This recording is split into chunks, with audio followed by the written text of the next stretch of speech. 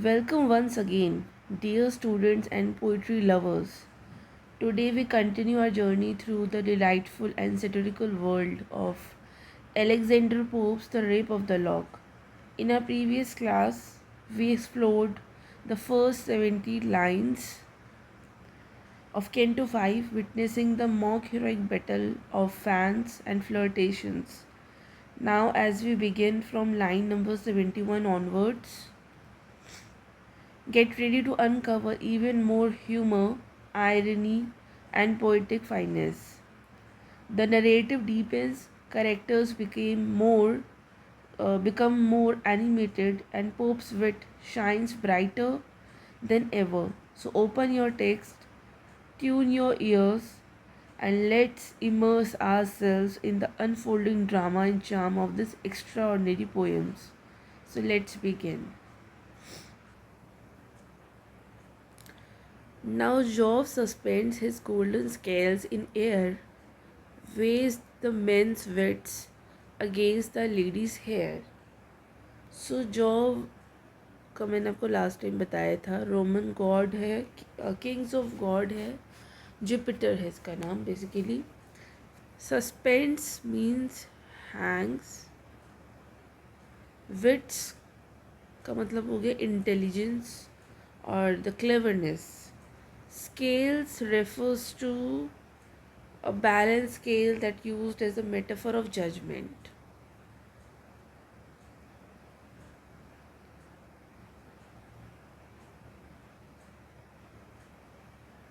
Right? So Pope humorously imagined the god Jupiter suspending his golden weighing scales in the air like a judge to weigh the cleverness of men against the value of Belinda's lock of hair. So this mock heroic comparison shows how something as trivial as a strand of hair is being treated with epic seriousness, satiring the society's obsession with beauty and vanity. The doubtful beam long nods from side to side. At length, the wits mount up, the hair subside. So the beam refers to the pointer on the scale. Nods का मतलब हो गया moves back और forth indecisively. Mount up मतलब हो गया rise up. And subside का मतलब हो गया fall or go down. So the scales beam, the doubtful beam, the scales beam move ind- indecisively, unable to choose which is heavier from side to side. जो scale है ना वो थोड़ा सा इम्बैलेंस हो रहा है, वो बहुत ही कभी वो जैसे ये स्केल है,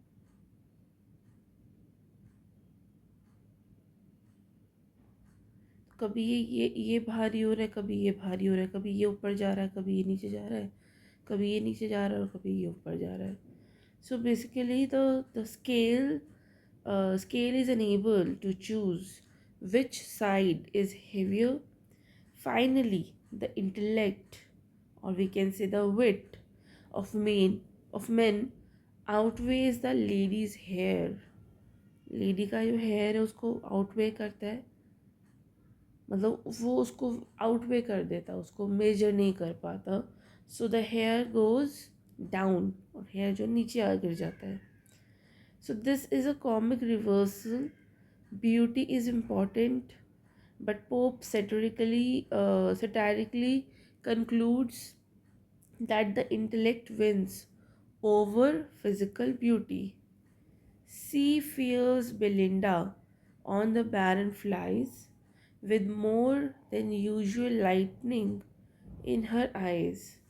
So fears का मतलब हो गया intense और furious. So जो furious Belinda जो है on the barren flies, मतलब उसने उस पर अटैक किया. फ्लाइज का मतलब यहाँ है attack. Lightning in her eyes, it means intense anger, बहुत गुस्सा है उसकी, उसको आंखों में बहुत गुस्सा उतर रहा है. So now Belinda becomes angry and active participant with unusual anger in her eyes, right? She charges at the Baron, who cut her lock, shows she charges at Baron. This comic dramatization shows Belinda as a warrior in the battle, exaggerating a petty social slight, right? Nor feared the chief the unequal fight to try, who sought no more than on this fort to die. So chief का मतलब है leader. Leader who?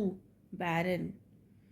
Unequal fight refers to a fight between mismatched opponents.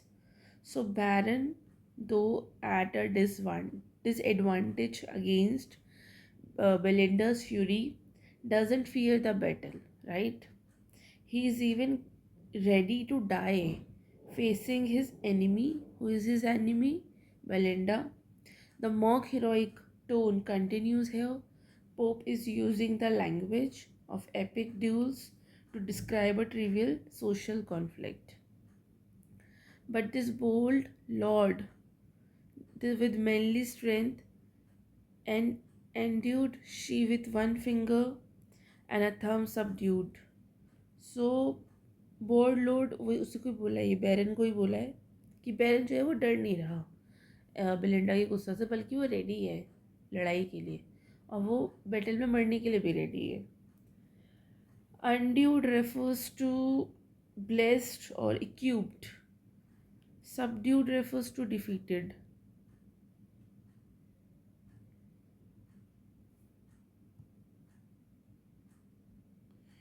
So, although Baron is strong, but this bold lord, it means Baron is strong and noble, but Belinda easily subdues him. It means she defeats him with a finger, एक finger से, she with one finger and a thumb, एक finger और एक thumb से उसको हरा दिया उसने. So Belinda easily subdues him with just a finger and a thumb. So this is a ridiculous, मतलब इतना strong man है, उसको एक लड़की, एक लेडी, उसको एक फिंगर और थंब से easily उसको हरा रही है. So it's a ridiculous image that mocks the seriousness of a battle, right? It also it also plays on the idea of the feminine power being stronger the physical strength in polite society, right? Just where the breath of life his nostril drew, a charge of snuff the wily virgin threw. So snuff मैंने आपको शुरू से ही बताया, snuff मतलब है powder, tobacco powder.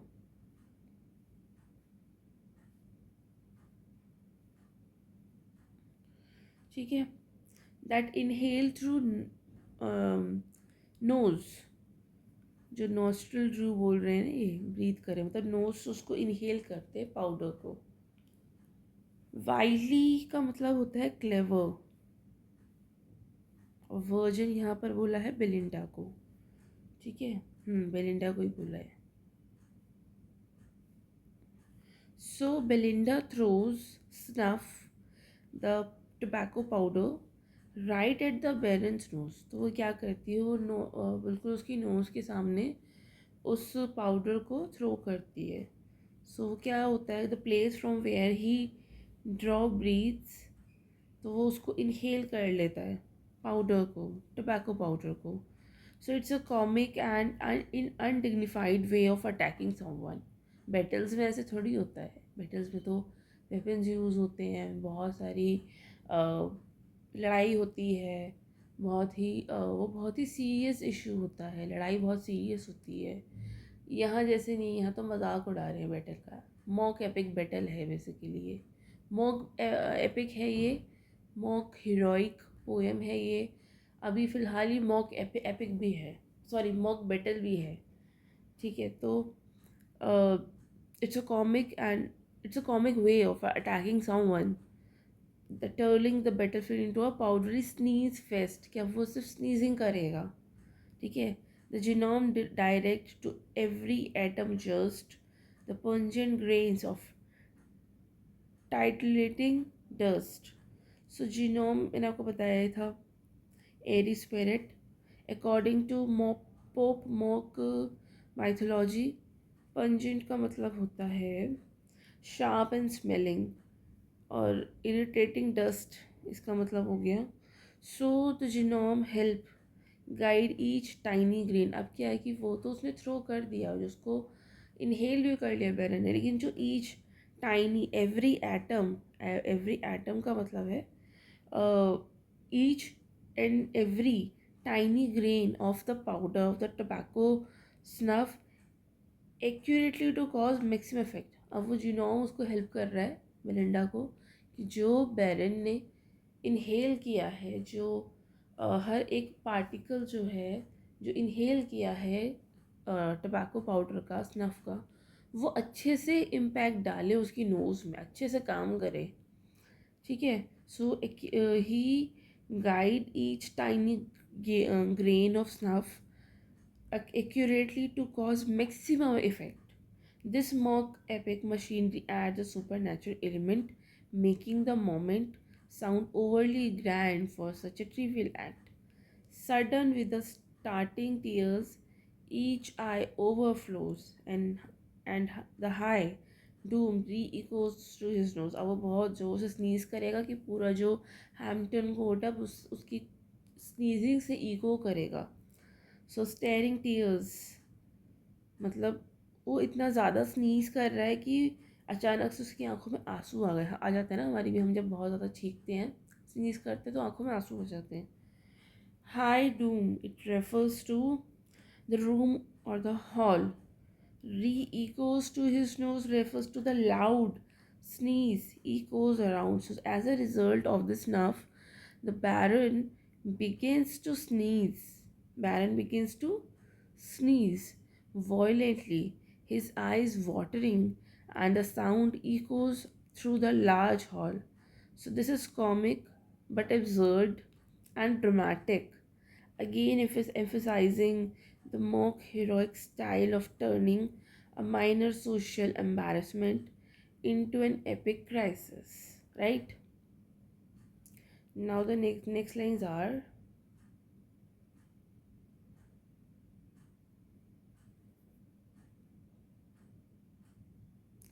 now meet thy fate, incensed Belinda cried. अब वो चिल्लाती है, अब तुम्हारे साथ बुरा होगा, अब तुम इसको फेस करो. And drew a deadly bodkin from her side. So meet thy fate. Now meet thy fate. It refers to it's a threatening tone in which she's saying, now face your destiny. Incensed का मतलब होता है enraged, furious. गुस्से से भरी Belinda ने चिल्लाई ये बात, चिल्लाकर कहा, now meet thy fate. दाई का मतलब मैंने आपको बताया था योर. ठीक है. बॉटकिन आपको मैंने बताया ये हेयर पेन होता है. एक तो इसने इसकी पर यहाँ पर इस मॉक एपिक में बॉटकिन्स को हेयर पेन्स को basically as a weapon use किया है. ठीक है. पहले तो इसने वो स्नफ़ पाउडर, टबैको पाउडर इसको इसकी नोज़ के पास थ्रो करा है, उसको बहुत ज़्यादा स्नीजिंग हो रही है. अब उसके बाद इसने बॉटकिन से उस पर अटैक किया. अगर आप इमेजिन करें ना, आपके इमेजिनेशन में तो इमेज बन ही रही होगी, तो ये बहुत ही कॉमिक सीन है देखा जाए तो. So these two lines refers Belinda now filled with anger, filled with rage, challenges challenges Baron to face his fate. She draws out a bodkin, which although is just a decorative hairpin, is presented mock heroically a deadly weapon. So Pope continues to parody epic battles by equating women's hairpin to a warrior's sword. The same, अभी पूरा bracket में है, the same his ancient personage to deck her great great grandsire wore about his neck. So ancient personage का मतलब है an old ancestor. Deck का मतलब है डेकोरेटेड। ग्रैंड शायर का मतलब है ग्रैंडफादर। इनका मतलब होता है ग्रैंडफादर।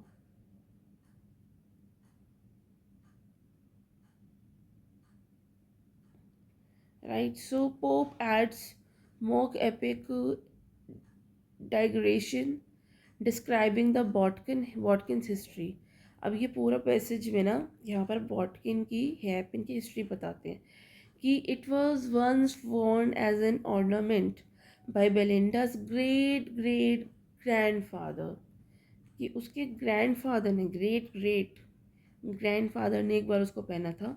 तो ये जो बॉटकिन है ये कोई आम बॉटकिन नहीं है, ये खानदानी बॉटकिन है। जैसे हम इंडियन लोगों के यहाँ होते हैं ना, खानदानी कंगन, खानदानी नेकलेस, खानदानी जो भी रिंग्स, इनके यहाँ खानदानी हेयर पिन्स होते हैं। तो ग्रेट ग्रेट ग्रैंडफादर ने पहना था। So giving it is giving the object a comically exaggerated historical importance, just like legendary swords in classical epic। जैसे आपने वॉर्स वगैरह में मूवीज़ में आपने देखा होगा कि ये हमारी ख़ानदानी तलवार है, तुम इसको लेके जाओ तुम जीत जाओगे। ऐसे ही ये अपना ख़ानदानी हेयर पिन बाल में लगा कर आई है, जिसके ग्रेट ग्रेट ग्रैंडफादर ने पहना था। अब उसी से अटैक करिए, अब तो ये पक्का जीत जाएगी, अब इसको हराना नामुमकिन है। In three seal rings, which after melted down, formed a vast buckle for his wisdom gown. So, seal rings refers to the rings with engraved seals, often used to stamp documents. Melted down का मतलब हो गया melted or reshaped. Buckle, it's a clasp or fastening. So the ring once worn by the ancestor were later melted down and turned into the buckle for his widow's gown। तो जो उसके जो great grandfather थे वो एक ring मतलब जो rings थी उनके पास, जो रिंग्स थी सील रिंग्स, वो that was worn by her ancestors. बाद में उसको मेल्ट किया गया, मेल्ट डाउन किया और उसको टर्न किया, उससे बनाया फॉर्म किया गया क्या, एक बड़ा सा एक vast buccal for his widows gown, जो उसके ग्रैंडफादर की ग्रेट ग्रेट ग्रैंडफादर की जो विडो थी उनके गाउन के लिए। मतलब जो इस ये कहने का मतलब है कि उसके जो ग्रेट ग्रेट ग्रैंडफादर थे वो किसी बैटल में शहीद हो गए थे या मर गए थे, मतलब जो भी मर गए थे तो उनकी विडो के गाउन के लिए। Again Alexander Pope adds a mock heroic genealogy of the Botkin, tracing its origin like a sacred relic. Her infant grandma's granddame's whistles next it grew, the bells she jingled and the whistle blew। So grand dame का मतलब हो गया grand mother.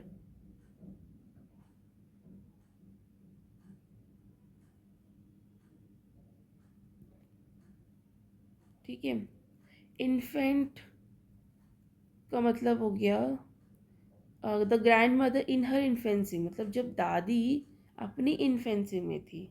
The infant grand में, इसका मतलब हो गया grand DIMMs का मतलब हो गया जब ग्रैंड मदर खुद की इन्फेंसी में थी। तो अब ये ह्यूमरस कॉन्ट्राडिक्शन है।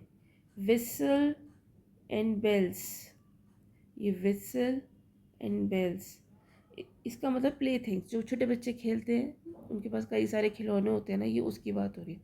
So the buckle that became part of a whistle, जो बकेल था वो पार्ट था विसल का और बेल का, set for Belinda's grandmother as a baby।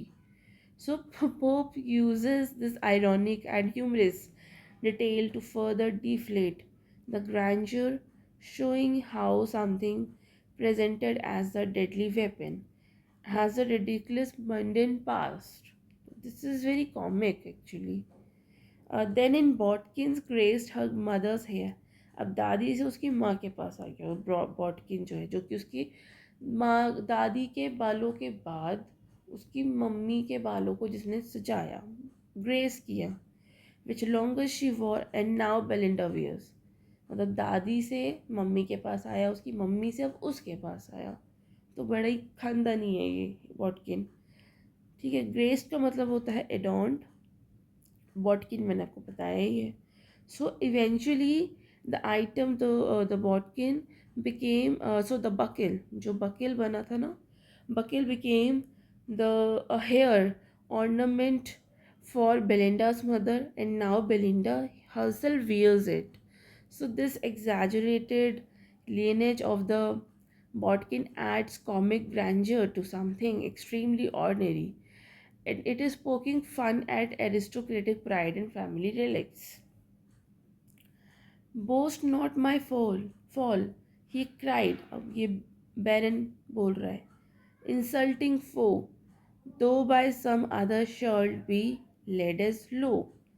So boast not my fault. इसका मतलब है कि don't take pride in my defeat, कि अगर मैं हार रहा हूँ तो तुम इतना प्राइड मत फील करो। ये तो इंसल्टिंग फो है, मतलब अपने एनिमी, फो का मतलब होता है एनिमी, मतलब ये जो तुमने किया है ये बहुत डिसरेस्पेक्टफुल है। Laid is low, it means brought down to feet defeat. So Baron responds dramatically and calling Belinda an insulting foe and warning her not to be proud for her victory of her victory. He proclaims that she too will be defeated by someone else. The language mimics heroic duels, but the situation is entirely trivial and adding to the satire. Nor think to die dejects my lofty mind. All that I dread is leaving you behind. Behind है ये. So dejects का मतलब होता है sad or disheartened. Lofty minds refers to elevated soul. So Baron claims that he is not afraid of dying. मतलब मरने से डर नहीं लगता उसको. As his noble spirit remain undaunted. ठीक है. What truly frightens him? He says melodramatically. मतलब किस चीज़ से उसे डर लग रहा है, उसको मरने से डर नहीं लगता, लेकिन जिस चीज़ से उसे डरने से लगता है वो बहुत मेलोड्रामेटिक वे में कहता है, it is being separated from Belinda. वो कह रहा है मुझे मरने से डर नहीं लगता है, मुझे तो डर लगता है तुमसे सेपरेट होने में, कि मैं मर जाऊँगा तो मैं तुमसे सेपरेट हो जाऊँगा। ये बहुत ही फिल्मी डायलॉग है देखा जाए तो। जैसे ना थप्पड़ से डर नहीं लगता, प्यार से लगता है, सिमिलरली लाइक दैट, कि मरने से डर नहीं लगता, डर तो बस तुमसे बिछड़ने का है। सो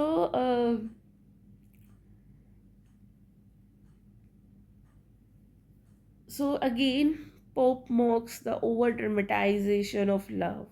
भाई प्यार करता है अभी भी बेचारा, बाल काट दिया उसने, उसको इंसल्ट कर दिया। जब सोसाइटी ही ऐसी है कि बाल कट जाना इस तरह से, स्टोलन हो जाना, वैनिटी लूज़ करना, ऑनर लूज़ करने जितना है, चेस्टिटी लूज़ करना जितना है, तो उसको इतना इंसल्ट कर दिया, उसको इतना दुख दे दिया, और कह रहा है कि मैं तुमसे बिछड़ने से डर लगता है मुझे। So rather than so, let me still survive and burn in Cupid's flames and burn alive. So Cupid's flames का मतलब है a pain of love. ठीक है, burn alive. This is a hyperbolic way to express suffering due to love. So वो कहता है ऐसा कि he would rather stay alive and suffer the torment of unfulfilled love than be parted from Belinda. वो कह रहा है कि ये ज़्यादा वैसे भी मुश्किल है, तुम्हारे बिना तुमसे बिछड़ के ज़िंदा रहना वैसे भी मुश्किल है, इससे अच्छा तो सही है मर ही जाऊँ मैं। So burning in Cupid's flames refers to the classical metaphor of love's torment and passion taken to an absurdly dramatic level here. So Pope again is mocking the excessive sentimentality of courtly love, right? So in this passage, Pope continues his brilliant use of mock epic style, blending heroic grandeur with trivial domestic matters to satirize 18th century aristocratic society and its obsession with beauty, honor, and reputation. So the scene intensifies with Belinda's confronting Baron after the theft of her lock of hair. With mock heroic flair, she draws a deadly bodkin, actually a hairpin, describes with a long and exaggerated history, as if it were an ancient sword passed down generations. So this humor elevation of a mere beauty accessory mirrors Pope's overall satire, treating a petty social incident with epic seriousness. So Baron in turn responds like a valiant but defeated hero, delivering a speech filled with noble sentiments and theatrical declarations. He claims that he doesn't fear death but fears separation from Belinda, a line that mimics romantic devotion but under pop satire becomes comically excessive, right? So through these lines, Pope parodies what? The first thing is the heroic code of battle and honor. The second thing is the emotional exaggeration of courtly love. And the last thing, the empty vanity of elite class, right? Now the next lines are अब Belinda चिल्लाएगी Restore the lock. She cries, and all around. Restore the lock. The vaulted roofs rebound. Vaulted roofs का मतलब होता है arched ceiling. It means it echoing the voice. Rebound इसका मतलब है echo back. सब चिल्ला रहे हैं, वो भी चिल्ला रही है, बाकी सारी ऑडियंस भी चिल्ला रही है, तो आवाज़ जो है वो इको हो रही है और वॉल्टेड रूफ से इको बैक हो रही है. So Belinda, enraged and heartbroken, cries out for the stolen lock of her hair to be returned. वो कह रही है कि रिस्टोर करो मेरे लॉक को, तुम ज़्यादा ही मुझसे प्यार करते हो, तुम्हें बहुत बुरा भी लग रहा है, तो करो ना restore. So her cry is so loud and dramatic that it echoes through the grand ceilings, symbolizing the gravity she assigns to incident, though it is humorously exaggerated by Pope. Not fears Othello in so loud a strain, roared for the handkerchief that caused his pain. So strain का मतलब हो गया outcry और लिमेंट. Road तो पता ही है आपको, shouted loudly. So Alexander Pope makes a mock heroic comparison here. Even the tragic Shakespeare hero Othello, आपके कोर्स में ओथेलो है, अभी नहीं आया होगा तो आगे आएगा. जो शेक्सपियन हीरो ट्रैजिक हीरो है उसका रेफरेंस है यहाँ पर. हु मर्डर डेस्टिमोना, किस चीज़ पर उसने मर्डर किया था डेस्टिमोना को? Over a lost of handkerchief. Story ये है कि ओथेलो जो है डेस्टिमोना को एक हैंकरचिफ देता है एज अ गिफ्ट. नहीं सॉरी, मुझे याद नहीं है, वो एक हैंकरचिफ होता है, वो गलती से यागो के पास चला जाता है किसी वजह से. तो यागो ऐसा प्रिटेंड करता है कि उसका कुछ है डेस्टिमोना के साथ, इसीलिए वो डेस्टिमोना ने यागो को दिया है. हाँ, ओथेलो ने दिया होता है वो हैंकरचिफ डेस्टिमोना को. डेस्टिमोना से किसी वजह से बताओ, जब प्ले पढ़ेंगे तो आपको पता चलेगा कि किस तरह से. यहाँ मैं पूरा नहीं बता सकती. वो चला जाता है तो उसको लगता है कि हाँ ये इयागो सच बोल रहा है, हैंकरचिफ मिला है ना उसके पास और ये डेस्टिमोना का ही है, तो पक्का इसका और उसका कुछ है, तो वो मर्डर कर देता है डेस्टिमोना का. तो बहुत ज़्यादा ट्रेजेडी है इसमें. So Othello murdered Desdemona over a loss of handkerchief, didn't scream as loudly as Belinda over a lock of hair. तो यहाँ पर पोप जो है इसका रेफरेंस दे रहा है, वो एक एग्जाम्पल दे रहा है कि ओथेलो भी हैंकरचिफ के लॉस खो जाने पर भी इतनी ज़ोर से नहीं चिल्लाया होगा जितना ज़ोर से बेलिंडा चिल्ला रही है अपने लॉक ऑफ हेयर को खो जाने से.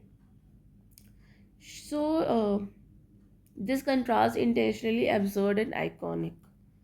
But see how oft ambitious aims are crossed, the chief's content till all the prizes lost. So crossed का मतलब है thwaft और spoiled. Content का मतलब है struggle और compete. So Pope moralizes humorously. Often when people pursue something too greedily and ambitiously, it backfires. The Baron and the others fight so fiercely over the log that the log itself, is lost completely. अभी क्या है कि जो price था जो कि बैरन ने जीत लिया था, वो भी जो लॉस है वो भी तो completely क्या हो गया, लॉस्ट हो गया. So Baron and others fight so fiercely over the log that the log is lost completely. The log obtained with guilt and kept with pain. In every place is sought, but sought in vain. So obtained with guilt का मतलब हो गया taken wrongfully. उसने बहुत ही wrongfully लिया ना उसको. Sought in vain refers to search for but not found. मतलब उसको हर जगह ढूंढ रहे हैं, वो खो गया है ना, लॉक खो गया कहीं पर, तो उसको हर जगह ढूंढना है, बट सब जगह ढूंढना वेन हुआ, बेकार हुआ, मिल ही नहीं रहा. So the log which was stolen unethically and then guarded with effort is now mysteriously gone. Baron से भी ये लॉग कहीं खो गया है, वो सबको एज अ ट्रॉफी दिखा रहा था ना, और ये बैटल जो हुआ, लड़ाई हुई, आर्गूमेंट्स हुए, इस बीच ये लॉग कहीं खो गया जो कि पहले ही अनएथिकली वे में स्टोलन की था. अब वो खुद भी मिस्टीरियसली कहीं चला गया. Everyone searches for it but it's nowhere to be found. So this creates a mysterious climax to the mock epic. कह रहे वो लॉक ऑफ हेयर वो गया कहाँ. With such a prize no mortal must be blessed. So heaven decrees with heaven who can contest. Blessed का मतलब होता है blessed. Is an archaic way to write blessed. Decrees का मतलब हो गया ऑफिशियल कमांड्स और will.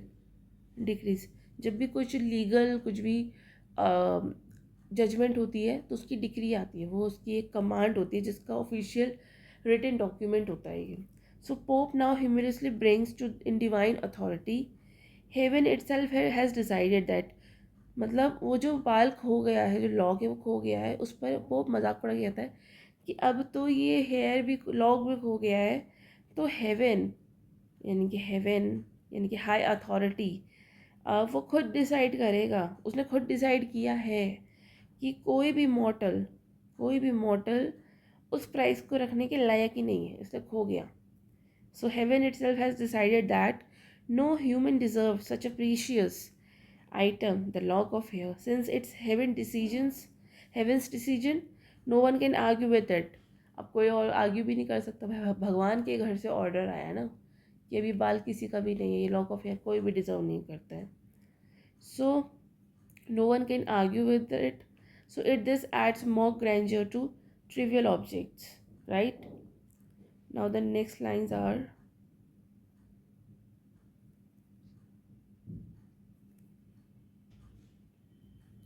some thought it mounted to the new lunar sphere, since all things lost on earth are treasured there. So lunar sphere, lunar होता है moon sphere. So the moon realms. Treasured का मतलब preserved there. So लोगों को लग रहा है, some believe that the lost lock of hair rose to the moon पर चला गया है वो. So Alexander Pope mockingly suggests that everything lost on earth ends up there on moon, and turning the trivial loss into the celestial myth, right? The hero's wits are kept in ponderous vases, and the books in snuff boxes and treasure cases. So ponderous का मतलब होता है heavy होता है इसका मतलब. ये इसका मतलब होता है fashionable main. Snuff boxes and tweezer cases, इसका मतलब है ग्रूमिंग किट्स, जो बेसिकली मैन अपने पास रखते हैं ना, ग्रूमिंग किट, उसमें उनका रेजर और भी बाकी चीज़ें रहती हैं. So Pope continues a smoke epic tone. He says the mind of heroes, their heroes wits, यानी कि the minds of heroes are stored in large jars, मतलब ponderous vases, मतलब बहुत हैवी और बहुत बड़े. वो कहता है कि जो ये माइंड है ना हीरोज़ का, वो ये इन लार्ज वासेस में रहता है, स्टोर होता है. While dandies intelligence in is kept there and grooming tools, मतलब जो हीरो होते हैं उनके जो माइंड्स है, जो उनका विट है, वो तो इस लार्ज वासेस में केप्ट होता है, मतलब वहाँ पर स्टोर्ड होता है. और ये जो बॉयज़ हैं, ये जो मेन है, इनका जो है वो कहाँ पर होता है, इनके ग्रूमिंग टूल्स में. So imply they think with their vanity, इसलिए ये जो मेन है लाइक बैरन, ये अपनी वैनिटी से सोचते हैं, और हीरोज़ तो ऐसा नहीं सोचते हैं. These broken vows and deathbed arms are found, and lovers' heart with ends of riband bound. रिबैंड मतलब होता है रिबन, ये मैंने आपको कैंटो 1 में भी बताया था, रिबन. डेथ बेड आर्म्स का मतलब है charity given just before dying, मतलब मरने से पहले जो हम चैरिटी करते हैं, death bed alms. So the moon holds symbols of human emotion and deceit, broken promises, and last minute donations, and the romantic heart tied with ribbons, all exaggerating sentimental trivialities. The courtiers' promises and sick men's prayers, the smile of harlots, the tears of heirs. So courteous, who the person at a royal court. Harlots का मतलब होता है prostitute, the smiles of prostitutes. Heirs तो आपको पता ही है, heir जो होता है वो होता है inheritors. So here Pope satirizes insincerity. He says politicians empty smiles, sorry politician empty words, जो कर्टियस के जो प्रोमिस हैं, मतलब उनके एम्प्टी वर्ड, क्योंकि वो पूरे तो होंगे ही नहीं. And prayers from the sick people, the dying man, the fake smile of prostitutes, and the heir crying the tears of heirs, मतलब not out of grief but greed. मतलब वो कह रहा है कि ये सब फेक है, चाहे कर्टियस के प्रॉमिस हों, चाहे सिक मैन की प्रेयर हो, चाहे प्रोस्टिट्यूट की स्माइल हो, चाहे जो वारिसों की रोना हो, क्योंकि वो दुख में नहीं रो रहे हैं, वो ग्रीड में रो रहे हैं. तो ये सब क्या है, ये सब ग्रीड में है, ठीक है, ये सब वेस्ट है, इसका कोई मतलब नहीं है. Cages for gnats and chains to yoke a flea, dried butterflies and tomes of casual trees. So yoke का मतलब होता है हार्नेस, कैजुअट्रीज का मतलब होता है सब subtle and deceptive reasoning. So there are three so there are some absurd items like tiny cage, जो केजेस हैं, टाइनी केजेस, फ्ली चेन्स, और यूजलेस फिलोसफिकल बुक्स. मतलब टाइनी केजेस, उसका कोई मतलब तो है नहीं, टाइनी केज आप क्या ही बंद कर लोगे. फ्ली चेन्स हैं और यूजलेस फिलोसफिकल बुक्स हैं that reflects the ridiculousness of what people treasure. So Alexander Pope ridicules how little things are exaggerated to a cosmic importance. But trust the muse, she saw it upward rise, though marked by none but quick poetic eyes. So muse जो है source of artistic inspiration है. यहाँ वैसे epics में muse जो होते हैं वो डिटीज़ होते हैं, गॉडेज होती हैं, जो आकर इन्वोकेशन करती है पोएट को कि वो एपिक लिखे. लेकिन यहाँ पर उसने अपने फ्रेंड को म्यूज़ बोला था, क्योंकि उसने अपने फ्रेंड कैरल के कहने पर ही ये एपिक लिखा है, तो वो यहाँ म्यूज़ है.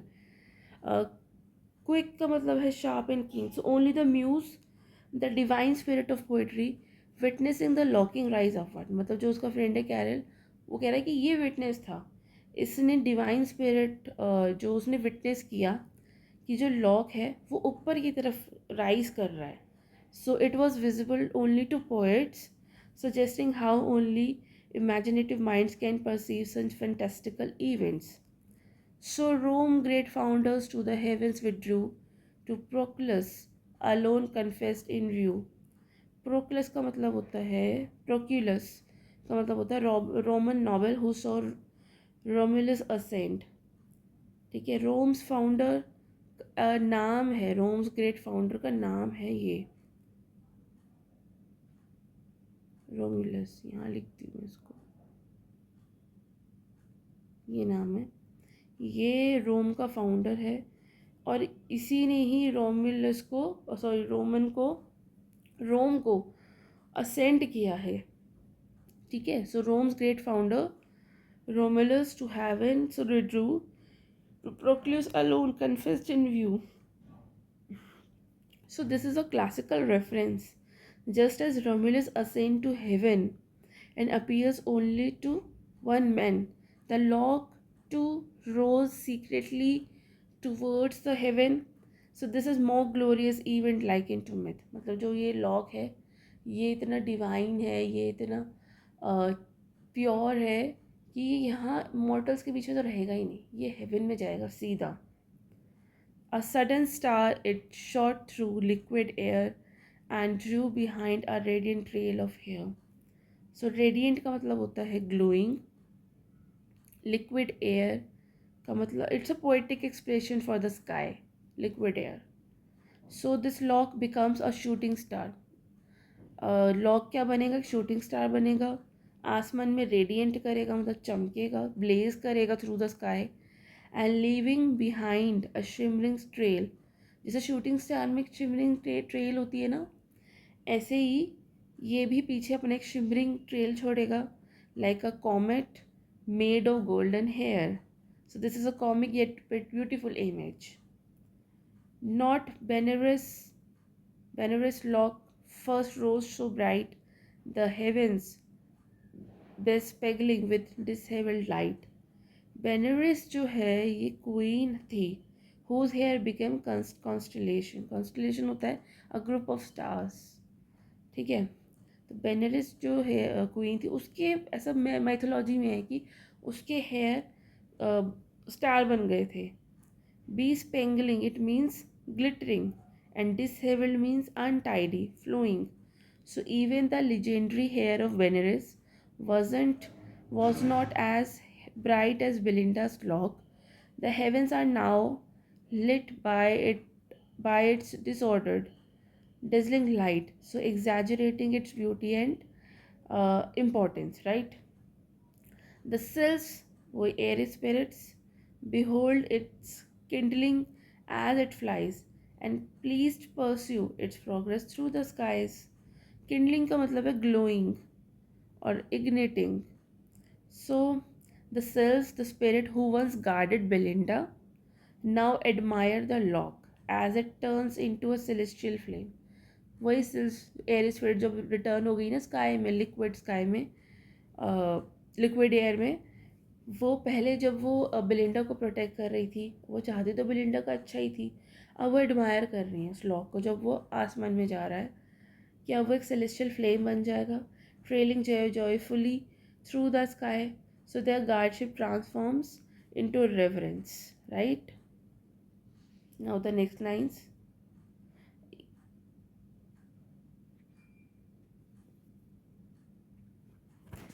This the Beaumont shell from the mall survey, and hail with music its propitious ray. Beaumont का मतलब होता है fashionable society. The Mall refers to a London promenade. Propitious का मतलब होता है फेवरेबल. ठीक है, आप ये जो मैं आपको मीनिंग्स बताती हूँ ना, आप इनको लिख ले अपने टेक्स्ट में, ताकि जब आप इसको बाद में पढ़ेंगे तो आपको ईजी रहेगा रिकॉल करने में लाइन्स को. So the Pope says that the fashionable people of London, the Beaumont, will admire the lock in the sky. मतलब जो फैशनेबल लोग हैं लंदन के, जब वो आसमान में उस लॉक को देखेंगे तो उसको एडमायर करेंगे. While strolling in the mall, जब वो उस लंडन प्रोमेनेड पे स्ट्रॉल करेंगे तब उसको देखेंगे और उसको एडमायर करेंगे. Even greeting it with celebration as a lucky sign. और उसको इवन ग्रीट भी करेंगे जब भी उसको देखेंगे तो एज अ लकी साइन. जैसे हमें टूटता तारा दिखता है ना, शूटिंग स्टार दिखता है, तो हम प्रे मांग लेते हैं, प्रे कर लेते हैं उससे, हम कुछ विश मांग लेते हैं मतलब. ऐसे ही इसको भी ट्रीट करेंगे. This the blessed the lover shall for Venus take and sends up vows from Rosamund's Lake. Rosamund's Lake, it's a romanticized mythological location. Venus एक प्लैनेट भी है और रोमन गॉडेस ऑफ लव भी है. जैसे जुपिटर था ना, ऐसे वीनस भी है.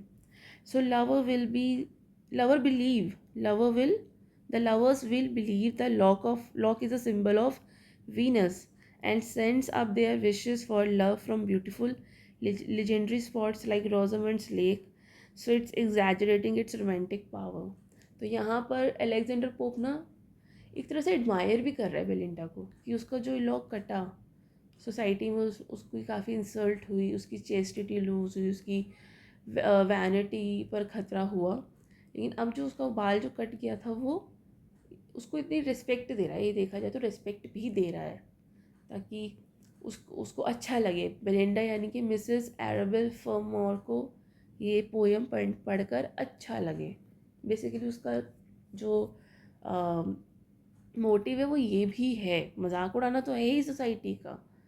जो बेलिंडा का जो बिहेवियर था, बैरन का जो बिहेवियर था, क्लेरिसा, थेलेस्ट्रेसा, इन सब का इसने मजाक ही उड़ाया. लेकिन ये कहीं ना कहीं बेलिंडा को कहते हैं कंसोल कर रहा है, बस वही चीज़ है. So this Partridge soon shall view in clouded skies when next he looks through Galileo's eyes. So Partridge जो है ये जॉन पेट्रिज है, अ फेमस एस्ट्रोलॉजर. यहाँ पर ही पेट्रिज से जॉन पेट्रिज की बात हो रही है. ये बहुत ही फेमस एस्ट्रोलॉजर थे. और गैलीलियो भी, गैलीलियो का तो टेलीस्कोप बहुत फेमस है. गैलीलियोस आइज का मतलब है, गैलीलियोस आइज का मतलब है टेलीस्कोप. ठीक है.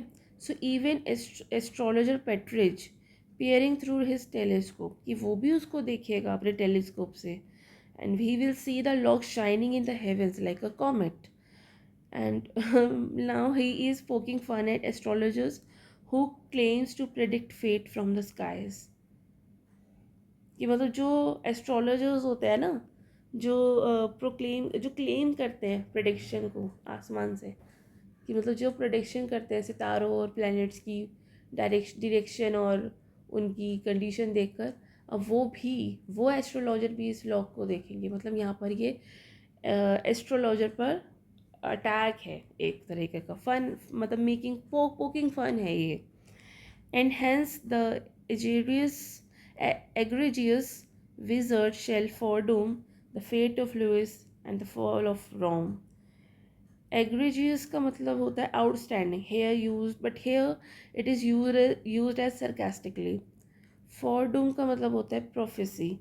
लुइस, ये फेट ऑफ लुइस यहाँ पर किंग लुइस 14 है, जो कि फ्रांस के किंग थे. ठीक है. So this mock astrologer this mock astrologer will use the appearance of the log to predict the great political events. मतलब वो उस log को देखकर अब predict करेगा great political events को, like the downfall of kings and empires. जैसे ये हार गया था ना किंग लुइस 14, इस तरह का कुछ ही predict करेगा. So this is a mocking how trivial things are exaggerated, right? Now the last stanza of the last canto of our poem, उसके बाद ये पोएम ख़त्म हो जाएगा. Then cease bright nymph to mourn thy ravished hair. Nymph ये बोला गया है बेलिंडा को. It's a poetic term for a beautiful maiden, that is Belinda only. Ravished hair, so the taken or stolen hair. So Pope tells Belinda not to grieve over the stolen look. वो कह रहा है उसको कि तुम अब दुखी मत हो, ज़्यादा दुखी मत हो, जो होना तो वो हो गया. अब now your log has now become immortal, so and has added glory to the heavens. So this is an ironic consolation, मैंने आपको बोला नहीं, ये कंसोल कर रहा है, कॉन्सोलेशन कर रहा है, आयरॉनिक कॉन्सोलेशन है ये, कि ये बेलिंडा को कह रहा है कि जो तुम्हारे साथ हुआ, मतलब एरेबल फॉर्मोर को ये कह रहा है कि जो तुम्हारे साथ हुआ वो हुआ, ठीक है, लेकिन अब तुम ज़्यादा दुखी मत हो, जो हो गया उसमें तुम शांति रखो। बैरन को भी तुमने सजा दे दी, तुमने उससे बदला ले लिया है, तुम्हारा लॉग जो है वो हेवन में चला गया है, और उसको ऑनर मिला है, वो तुमसे अलग हुआ है, लेकिन उस लॉग के साथ कुछ बुरा नहीं हुआ है, उसको तो बल्कि हेवन में प्लेस मिली है।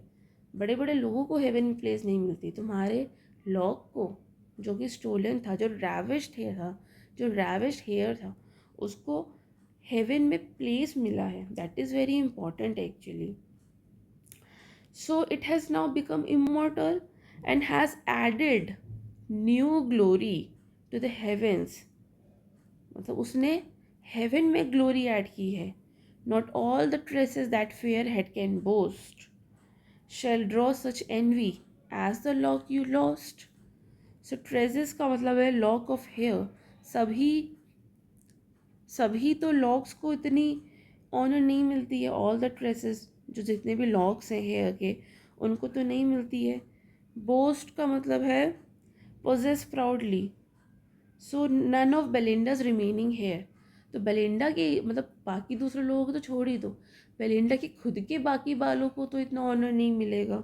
The remaining hair of Belinda will be as famous, as admired as the single lock.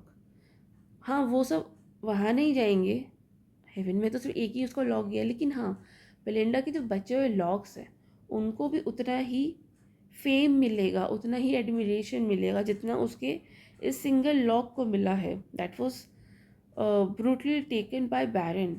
So turning loss into legendary fame in an exaggerate way. तो तुम्हारा ये जो टर्निंग, जो तुम्हारे लॉस था, वो अब क्या टर्न हो गया, वो अब लेजेंडरी फेम हो गया है.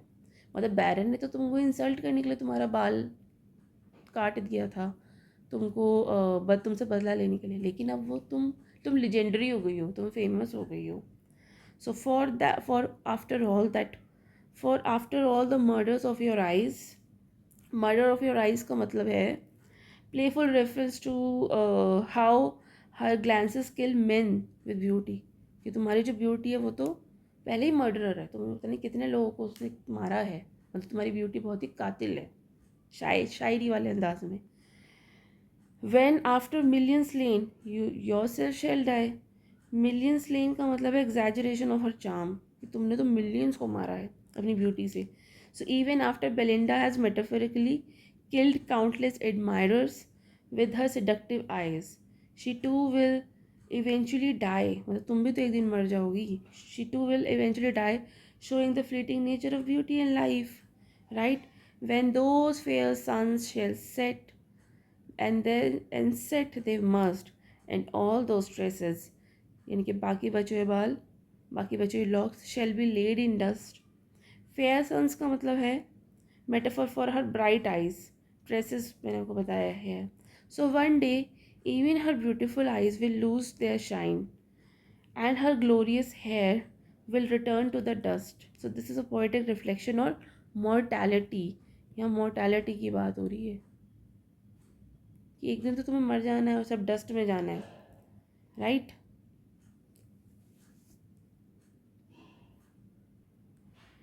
And this lock the muse shall consecrate to fame, and midst the star inscribed Belinda's name.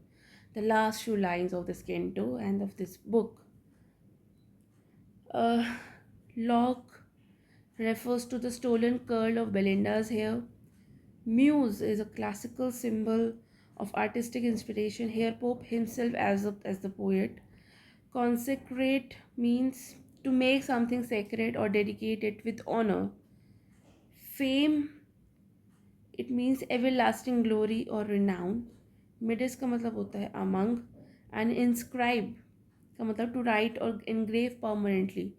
तो यहाँ पर स्टार्स ने बेलिंडा का नाम परमानेंटली लिख दिया है. सो these two closing lines are mock epic in tone, grand and elevated, yet intentionally exaggerated to satirize triviality of the events which is stolen a stolen lock of hair. So Pope declares that the single lock of hair will be immortalized by the muse, the poetry itself. मतलब poetry के through Belinda का नाम लिख दिया गया है, engrave कर दिया गया है permanently. The poet Alexander Pope declares that this single lock of hair will be immortalized. Through this poem, he will elevate Belinda's lock to legendary status, not just remembered in books, but celebrated, celebrated amongst the stars like a celestial body.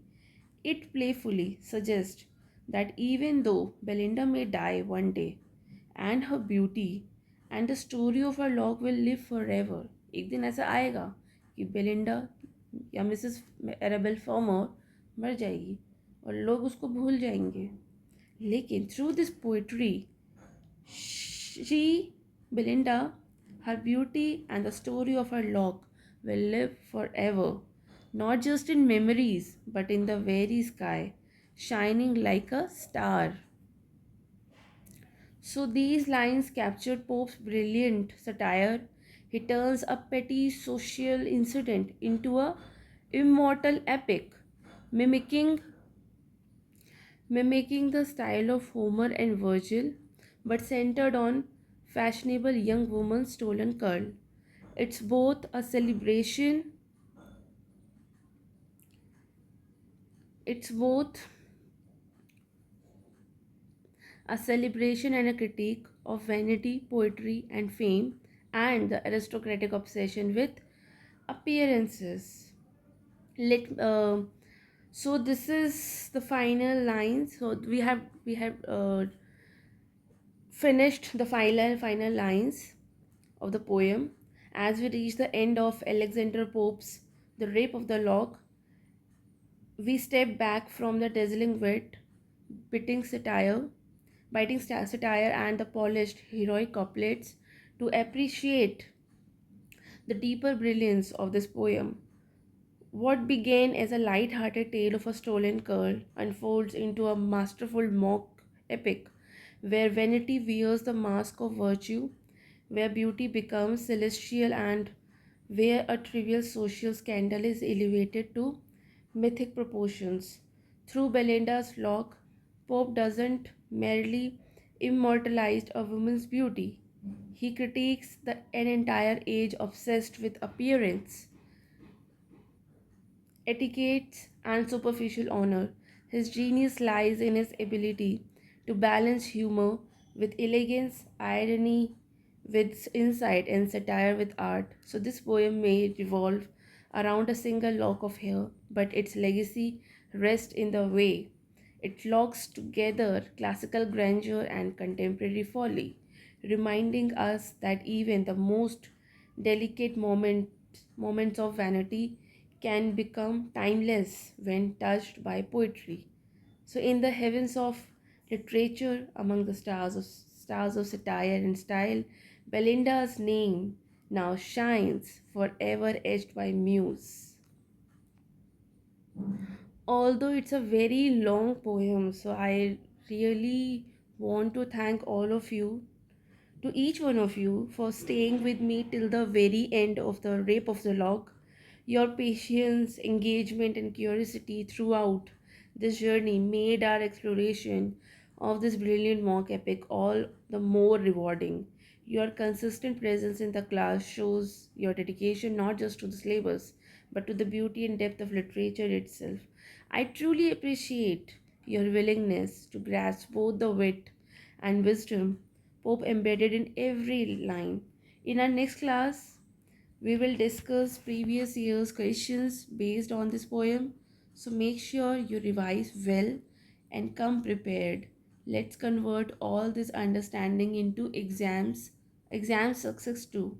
Till then, stay curious and keep reading. Thank you.